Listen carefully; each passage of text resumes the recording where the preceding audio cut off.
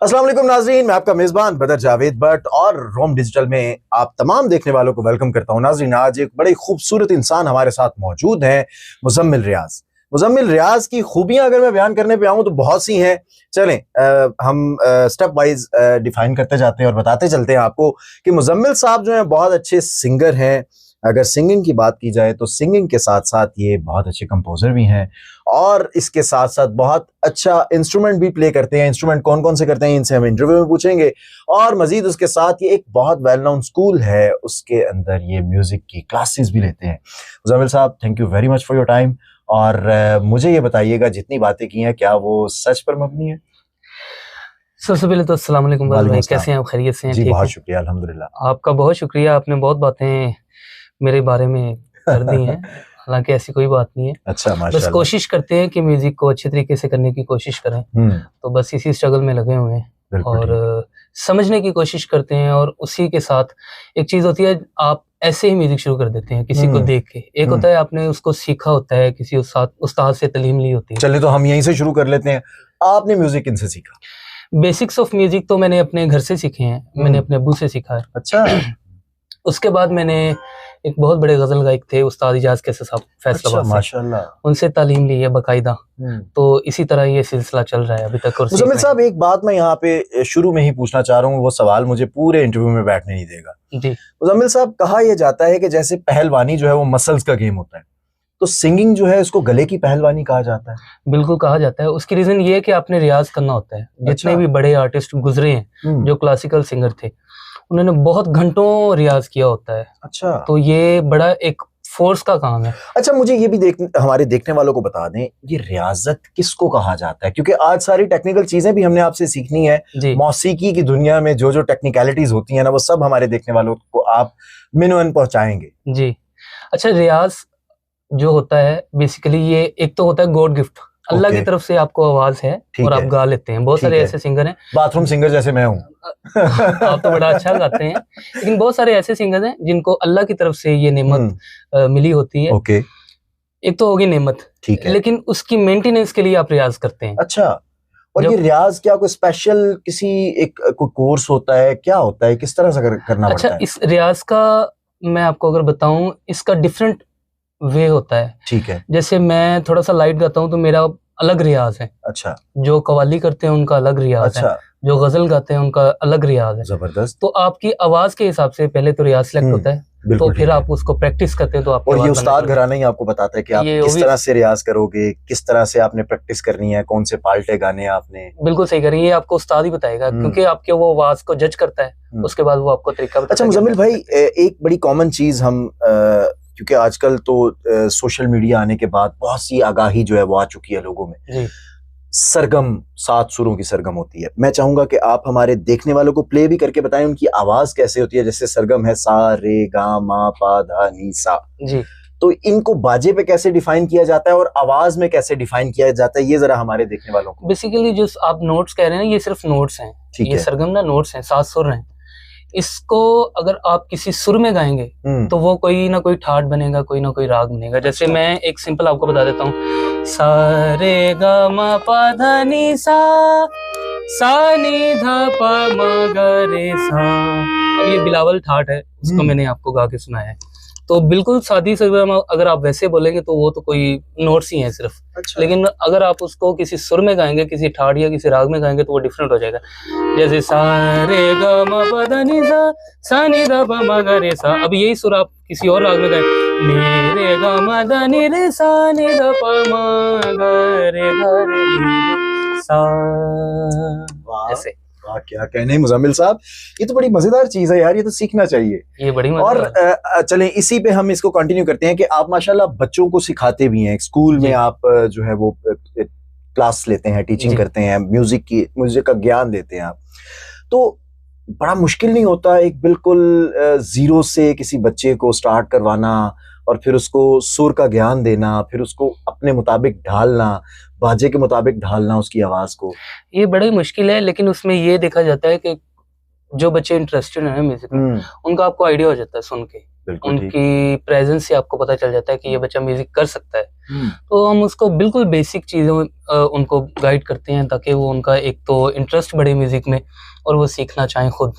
जबरदस्ती तो ये सिखाया भी नहीं जा सकता और ना सीखा जा सकता है। और ये भी मेरे ख्याल ये समझ भी गॉड गिफ्टेड होती है, जिसको समझ आ जाए। हाँ, ये सेंस होना बहुत जरूरी है और ये अल्लाह की तरफ से होती है। अच्छा मुजम्मिल साहब, मैंने अपने बड़े बूढ़ों से सुना कि जो मौसीकी है ये भी रियाजी की एक शाख है। इसके अंदर बड़ी कॉम्प्लिकेशंस होती हैं, हाफ नॉट ऊपर और हाफ नॉट नीचे। ये क्या, ये वाकई सच है इस बात? ये बिल्कुल सही बात है। देखे ना, 7 सुर हैं, तो अगर मैं कहूँ सा गा पा, इसको अगर हम मैथमेटिकली देखें 7 सुर है ना, अगर 1 3 5 कहना हो तो 1 3 5 सा गा पा धा पा गा रे रे सा। तो इसको आप प्रैक्टिस जब करते हैं तो आपको नोट्स एक तो याद हो जाते हैं और आपको आइडिया होता है कि जो आप नोट गा रहे हैं वो आपको एग्जैक्ट लगता है। तो प्रैक्टिकली आप जब शुरू करते हैं तो फिर ही बेहतर होती है। जबरदस्त जबरदस्त। तो मुजम्मिल साहब, हमारे देखने वालों को सबसे पहले क्या सुनाने जा रहे हैं? एक बड़ी अच्छी गजल है सजाद अली साहब की। ठीक है, तो मैं वो सुनाना चाहूंगा। जी, ये कवर सॉन्ग है और मुजम्मिल रियाज खान इसको, मुजम्मिल रियाज साहब जो है इसको गाएंगे और मैं उम्मीद करता हूँ आपको बहुत पसंद आएगी। जी मुजम्मिल साहब, बिस्मिल्लाह कीजिए। साहिल पे खड़े हो तुम्हें क्या गम, चले जाना। साहिल पे खड़े हो तुम्हें क्या गम, चले जाना। मैं डूब रहा हूँ अभी, डूबा तो नहीं हूँ।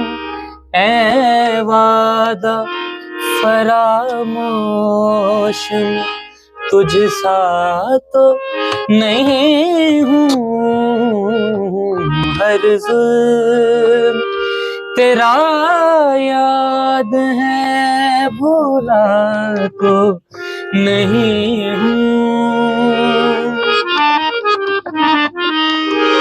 मुझतर क्यों मुझे देखता रहता है ज़माना, मुझतर क्यों मुझे देखता रहता है ज़माना। दीवाना सही उनका, तमाशा तो नहीं हूँ। दीवाना सही उनका, तमाशा तो नहीं हूँ। ऐ वादा फरामोश, में तुझ सा तो नहीं हूँ। बहुत खूबसूरत मुजम्मिल साहब, आपने तो माशाल्लाह 4 चांद लगा दिए। और आज मैंने ये गजल बहुत दफा सुन रखी है सजाद अली साहब की आवाज में, लेकिन आज जो बनफ्से नफीस आपके सामने बैठ के जो सुनना हुआ, उसने कानों में ऐसी तरावट की है कि सुभान अल्लाह। मुजम्मिल साहब, मुझे एक चीज ये बताइए, हम जितने भी सिंगर्स देखते हैं, जितने भी म्यूजिशियंस देखते हैं, एक बड़ी कॉमन चीज होती है जो सही, जिसको कहते हैं ना कि उस्तादों की जिसने मार खाई हुई है, उसके हाथ में बाजा जरूर होता है, जिसे पेटी भी कहा जाता है, हारमोनियम भी कहा जाता है, बाजा भी कहा जाता है। और फ़याम में क्या वजह है, ये क्यों जरूरी है एक अच्छे पक्के सिंगर के लिए? असल में ये बहुत ज्यादा जरूरी नहीं है किसी भी वोकलिस्ट के लिए। अच्छा। लेकिन जरूरी इस सेंस में है कि आपको बेसिक, जो आपकी जो बिल्कुल ही बेसिक सिंगर है ना, उसको एक तो थ्योरी का आइडिया होना शुरू हो जाता है। अच्छा। और बजाय आपने हारमोनियम के बगैर गाना है सारे गामा पादा नी सा नी दा पा मा गा रे सा, तो इससे आपको सपोर्ट मिल जाती है। सारे गामा पादा नी सा नी दा पा मा गा रे सा, जो आपका सुर आगे पीछे होना होता है ना, जो वोकल की पिच होती है, तो वो इसके साथ वो मैच करके जब आप गाते हैं तो आपके लिए आसानी हो जाती है, वो कवर हो जाती है। तो इसीलिए इसको वॉइस एडिंग इंस्ट्रूमेंट कहा जाता है। It's not a musical instrument, it's a voice adding instrument. तो ये आप नोट कर लें, ये जो बाजा है ये इस असूल पे बनाया गया है, जो इंसान के वोकल कॉर्ड्स होते हैं, जी, ये जो उसकी आवाज और उसकी बेसिक्स हैं, वो इसकी जो अंदर वोकल्स होते हैं, जो इसकी आवाज निकालने का जो सुर होता है, ये सेम उसी असूल पे काम करता है। ये बाजा भी इंसान की आवाज और आपकी बाजे की आवाज जब एक पिच पे आ जाए तो समझे आप सुर में है, और अगर आप इससे थोड़ा सा आगे पीछे हुए तो वो आपको बता देगा तो आप बेसुरे हैं। वो अलग ही आवाज निकल रही होती है। तो मुजम्मिल साहब आजकल किस प्रोजेक्ट के ऊपर काम कर रहे हैं? अभी हम आपके स्टूडियो में बैठे हुए हैं, सरूर रिकॉर्ड्स जी, तो इसमें क्या किस किस्म का काम चल रहा है आजकल आपका? अभी तो मैं अपने एल्बम पे काम कर रहा हूँ। जबरदस्त। तो मेरे बड़े अच्छे भाई हैं अली डोगर, उनके साथ म्यूजिक कर रहे हैं, बाकी क्लाइंट्स का काम तो चलता रहता है। जबरदस्त। अभी इंडिपेंडेंस डे के हवाले से भी काम चल रहा है। अच्छा, तो बस कुछ एक आधा लफ्ज हमें, कोई एक आधा, मैं ये तो नहीं कहूंगा कि आप पूरा रिवील कर दे, लेकिन अगर हो सके तो एक आधी लाइन जो इंडिपेंडेंस डे के ऊपर आप कर रहे हैं, कोई कंपोज कर रहे हैं या एल्बम में आप डाल रहे हैं, क्या कर रहे हैं, कुछ सुना दें। चले, ये मैं आपके चैनल के लिए सुना देता हूँ जो मैंने कंपोज किया, मेरा खुद का कंपोज किया। अच्छा, माशाल्लाह।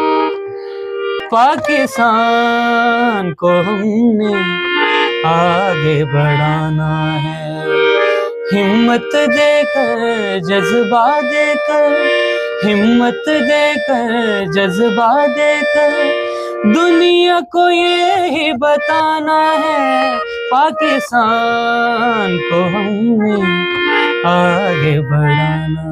जबरदस्त जबरदस्त।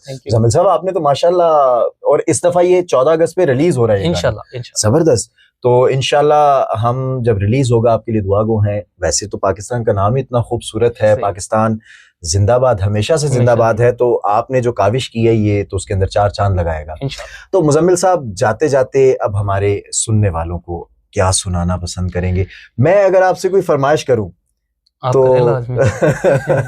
चले हम ऐसा करते हैं, कोई मेहदी हसन साहब की कोई गजल जो आपको पसंद हो, जो आप अमूमन गुनगुनाते हो आते जाते सोते जागते, वो हमें सुना दीजिए।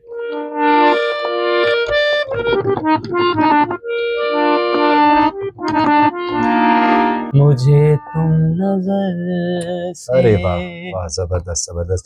मुजम्मिल साहब दिल तो नहीं कर रहा कि आपसे सवाल और जवाब का सिलसिला मुनक़ता करके मैं इजाजत मांगू। इतनी खूबसूरत आपकी आवाज, इतना खूबसूरत लहन, और उसके बाद आपकी जो कंपोजिशंस हैं वो भी बहुत खूबसूरत हैं।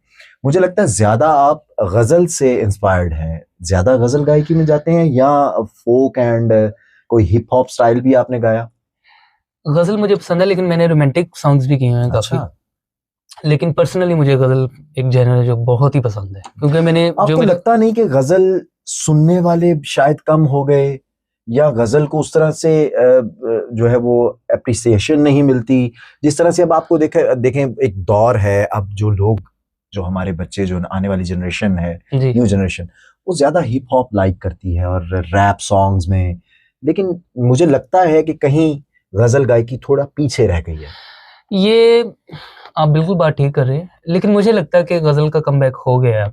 अच्छा, जितने भी नए लोग हैं, जितनी भी नई ऑडियंस है, वो असल म्यूजिक जो है, एक्चुअल जो हमारा पाकिस्तानी म्यूजिक है, उसको पसंद करते हैं और उसको सुनते हैं। तो ये गजल का कमबैक है और मुझे लगता है कि ये इंशाल्लाह आगे चीजें। अच्छा, एक बड़ा इंपॉर्टेंट सवाल मुझे याद आ गया जहन में। एआई, आर्टिफिशियल इंटेलिजेंस आने के बाद मुझे लगता है कि जिस तरह हर शोबाए जिंदगी के अंदर एआई ने अपनी जगह बनानी शुरू कर दी है और लोगों की नौकरियां खाना शुरू कर दी हैं, तो क्या मौसीकी में भी एआई कोई ऐसा किरदार अदा कर रही है जिससे आपकी जो है वो उसमें कोई डिस्टरबेंस आई हो?